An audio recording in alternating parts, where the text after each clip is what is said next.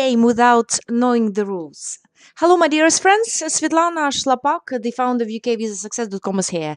Can you really win the game without knowing the rules? You can't, and that is precisely my point.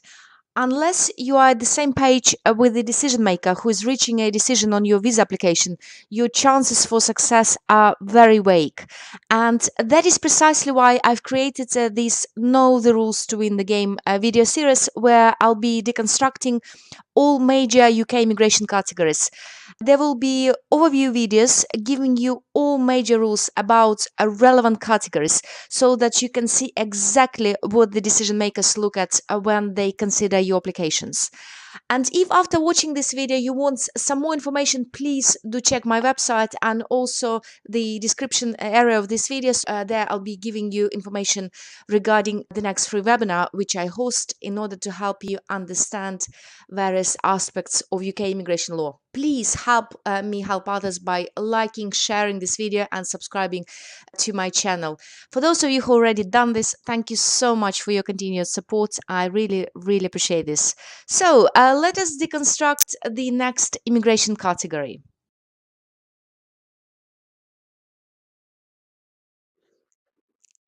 Today I will be deconstructing immigration rules for visitors, for those who want to make the application from outside the UK.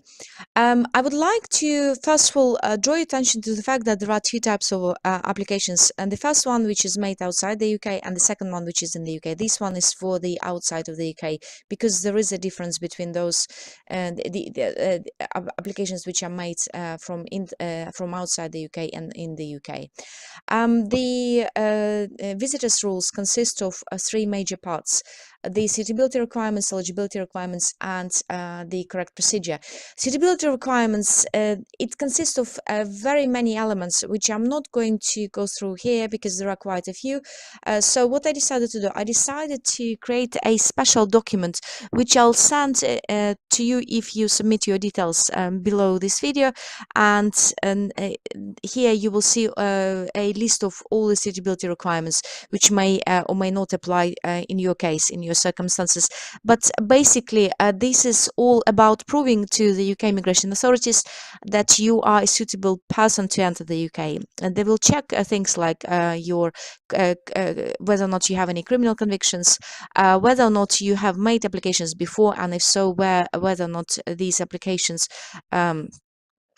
no, but you indeed did what you said in those applications, and they will check whether or not, if you traveled to the UK before, if you have any debts with NHS, and so on and so forth. As I said, please do check the description below in order to get further details about the suitability requirements.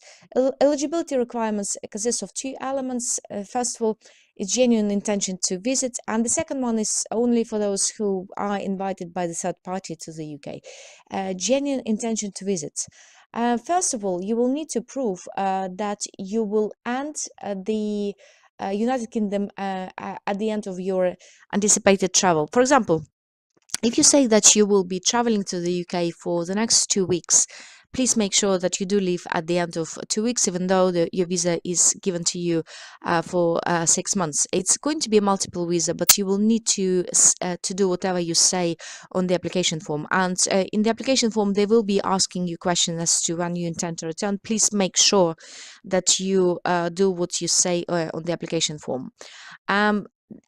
The second requirement, they want to make sure that you will not live in the UK for extended periods throughout frequent or successive visits to the UK. This particular rule is intended for normally dependent relatives of those who live in the UK. Quite often these are parents of children who live in the UK, and because they cannot make the application as dependent relatives under the immigration rules, what they do, they travel as visitors, and they live in the UK.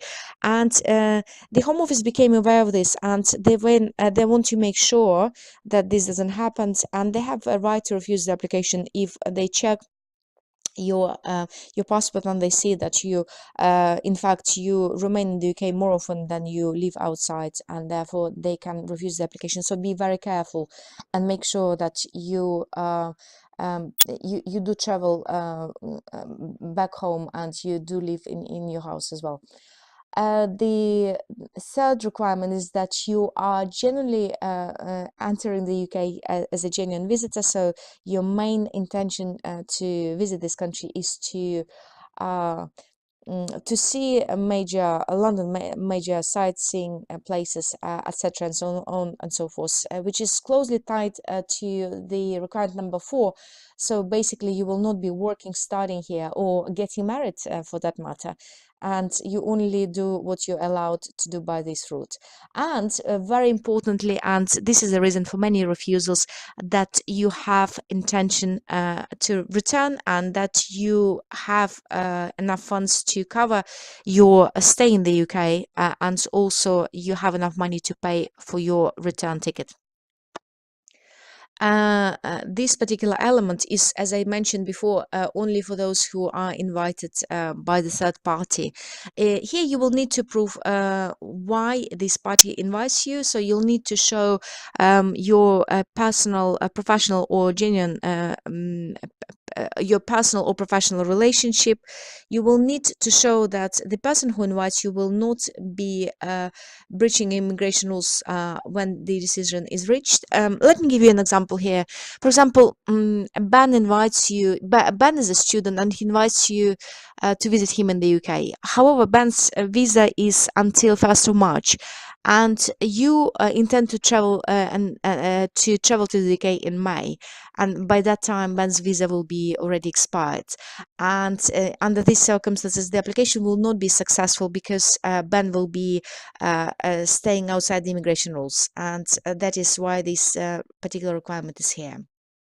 The third requirement is that that third party has enough funds to support you while you are in the UK. And requirement number 4, sometimes it happens quite rarely, but sometimes they will like to ask you to sign an undertaking, and you will need to make sure that you do this. Procedural part is very important, because even if you do meet all the requirements, the suitability and eligibility requirements, you will and you don't follow the correct procedure, the application will be refused. It's not that difficult to follow the correct procedure. All you have to do is to complete your form online, unless you're from North Korea, pay the fee in local currency, submit your biometrics if it is applicable to you. Normally it is, and if you are a visa national, and you submit all the documents together with the application to prove that you meet the suitability and the eligibility requirements, and you also submit your passport, the original passport, together with the application. And this is it. This was the constructing of UK immigration rules for visitors.